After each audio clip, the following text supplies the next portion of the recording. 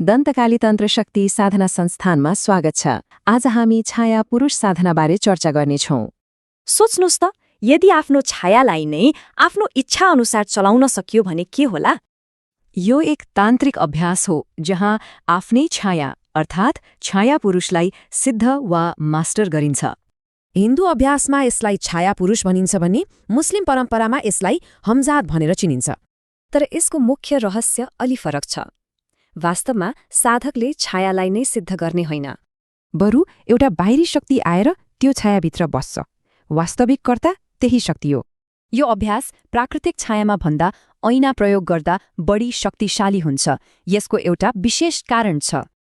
यस साधनाको लागि ठूलो प्रतिबद्धता चाहिन्छ, लगातार 41 दिनसम्मको साधना। विधि यस्तो छ, यो उभिएर गरिने साधना हो जुन बस्नुभन्दा केही सजिलो हुन सक्छ। जब अभ्यास पूरा हुन लाग्छ, साधकले केही अनौठो र डरलाग्दो अनुभवहरूको सामना गर्न सक्छ। सुरुमा त केही क्षणको लागि ऐनाबाट आफ्नो प्रतिबिम्ब नै हराउन सक्छ। त्यसपछि ऐनाको प्रतिबिम्ब आफै चल्न थाल्छ। हात वा खुट्टा एक्लै हल्लिन सक्छन्। कहिलेकाहीँ त ऐनाबाटै भौतिक रूपमा हात जस्ता चिज बाहिर निस्केको अनुभव हुन्छ। ऐनाभित्र डरलाग्दा भूतप्रेत वा अर्कै लोकका दृश्यहरू पनि देखा पर्न सक्छन्।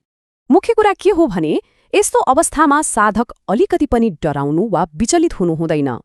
सफलता मिल्यो भने साधकले एक शक्तिशाली सिद्धि र एक महान तान्त्रिक शक्ति प्राप्त गर्छ। यसको शक्ति अपार छ। छाया पुरुषले सजिलैसँग जुनसुकै भौतिक वस्तु ल्याइदिन सक्छ। यो शक्ति यतिसम्म बढ्छ कि संसारको जुनसुकै कुनाबाट कुनै पनि वस्तु मगाउन सकिन्छ।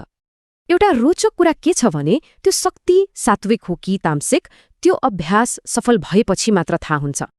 यदि यो साधना प्राप्त गर्न वा यसबारे थप मार्गदर्शन लिन चाहनुहुन्छ भने तल विवरणमा दिएको नम्बरमा सम्पर्क गर्नुहोला।